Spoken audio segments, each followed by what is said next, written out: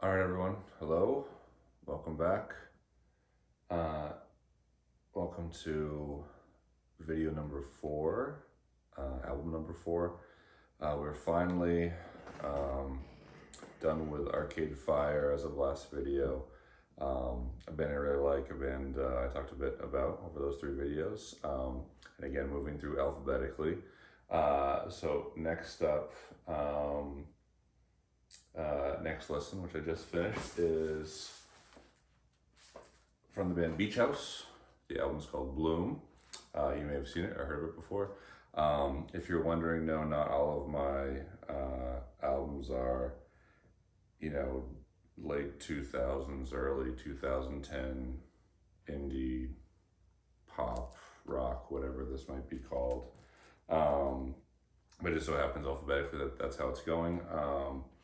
Beach House is a band that I started listening to shortly before this album came out. I believe it came out in 2012 or so. I was speaking with a friend of mine, Tom, who has turned me on to a ton of different types of music. He's got a great ear and kind of understands what I like or what is good, and then what I will end up liking in many cases. So he told me, hey, listen to Beach House. So I started listening to the album before this, which is called Team Dream. I had the song Zebras on it, and I think the cover even has like, I think it's yellow and white, but it's like zebra type print overlapping, which is really neat. So I listened to that album a lot. Had it on my my iPod or iPhone at the time, and just let it play like in the car. Listen to that album probably for multiple weeks on repeat. Maybe working some things in between, and that was likely late 2011, early 2012, and then their next album, Bloom, came out. And just I think a continuation of that album. I don't think it's meant to be an actual like I don't know, artistic continuation, but it's I think it just kind of took over where Teen Dream left off. Really great album when you're listening like front to back, beginning to end. Each song flows into the next. Each song has kind of like an like ambient sound or background sound, whether it's like the ocean or just certain things going on, people talking in the background. Just one song goes into the next, which is really neat. I enjoy those albums a lot more. It's like the one song brings you into the next. It's not a hard break or a fade out and then back up, which is less common now, although I see it every once in a while. So it's always been a great album to listen to. I saw them in concert actually. So let's see.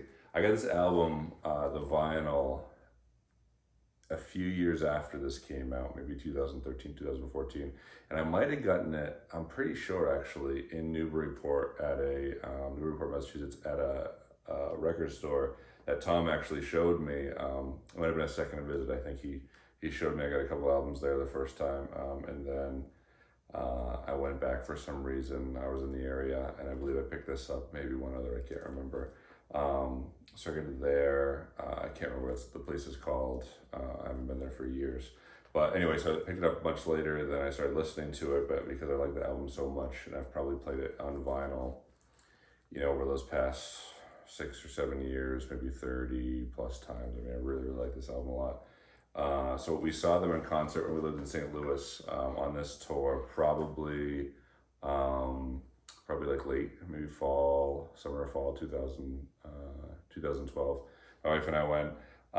Great concert. It was at this venue, which I can't remember the name of, in St. Louis, that they had a lot of concerts there on Delmar Street in the University City, I think that area. And I'll think about it later, I'm sure. Anyway, great little venue, really neat, open seating. You can stand on the floor in front of a kind of a wide stage and a shallow audience there. And there's just people dancing. There's this young couple in front of us, like swaying, like hippies to the music, and kissing and hanging out. Like everyone just having a great time. It was a really neat concert to go to. And they just played, you know, there was no, hey, this song's about this, or, you know, this is something I want to talk about, or jokes or entertaining. which can be fun at concerts, but they just went up there and they played straight through.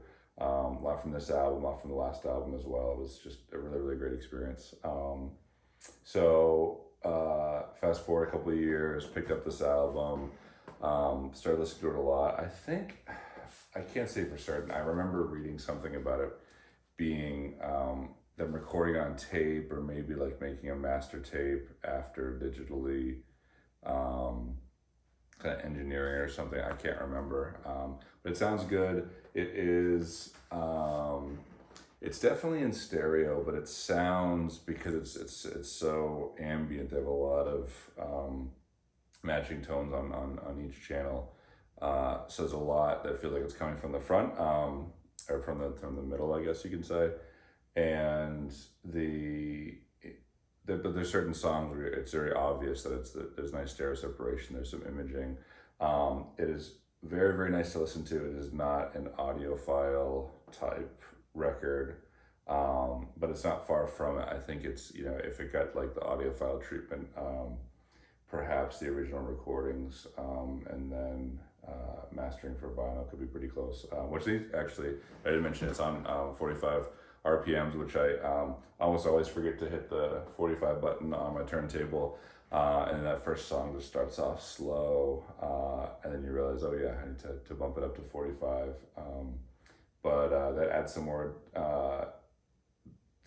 more detail to it, I guess you can say. It being on 45, there's more information there within the same amount of space. Just makes you have to flip the disc and change the disc a couple times. Not too much more to say about this. Album is Bloom by Beach House. This is the only one I have from them. So next video will be somebody else in the B's, I believe. BEA it starts with, so I'm wondering if you can guess who it might be. Thanks so much for watching, and I'll see you next time.